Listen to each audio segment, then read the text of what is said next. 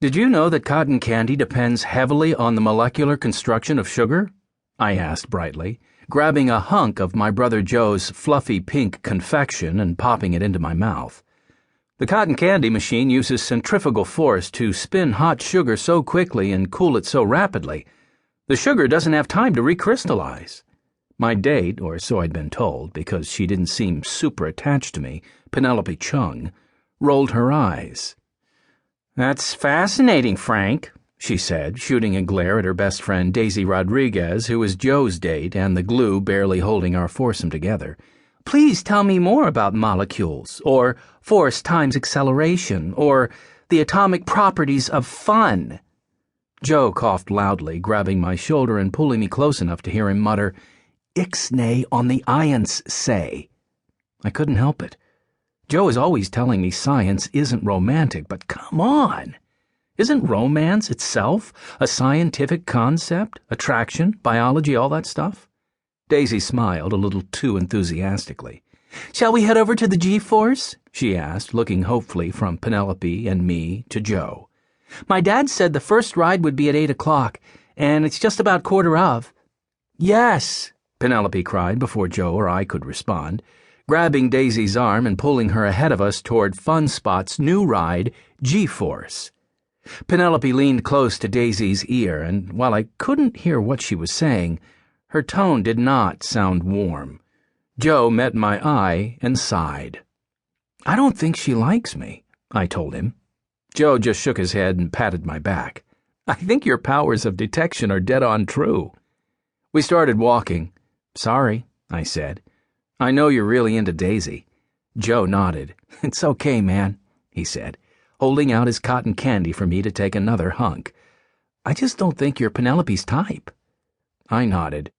"But it's pretty cool that we get to be some of the first people to check out G-Force, right?" "Very cool," Joe agreed. G-Force was the new premier attraction at Funsport, a small amusement park that had been a staple of Bayport summers for generations, but had been getting more and more run down over the years. Last fall, Daisy's dad, Hector, had used their entire family's savings to buy the park from its longtime owner, Doug Spencer, who had fallen on hard times. Hector wanted to build Funspot into a top-tier amusement park, the kind of place people would drive hours to visit. His first step toward making that happen had been to install G-Force. The ride was a new creation of Greg and Derek Piperato, better known as the Piperato Brothers, the hip new architects of premier amusement rides all over the world. They built the hover coaster for Holiday Gardens in Copenhagen, the Loop de Loco for Ciudad de Yugar in Barcelona, and the Chill Taser for Bingo Village in Orlando, right here in the USA. These guys are seriously awesome at what they do. They know their physics, they know their architecture, and they keep coming up with new ideas to revolutionize the amusement industry. They don't work cheap, though. According to Daisy, Hector had to take out a major loan to afford G-Force. And, unfortunately, right after Hector signed the contracts, Funspot had exclusive rights to the ride for 5 years. Daisy's mom had been laid off from her job as a manager at some bank in New York City. If Daisy and her family had hoped Funspot would be successful before, now their whole future was riding on the park's success. "Wow!" Joe breathed as we turned a corner. And there it was. G-Force. For weeks, Hector had paid for advertisements on all the local radio stations. "Come to Funspot to ride G-Force. What does it do? You'll have to ride to find out. But one thing's for sure."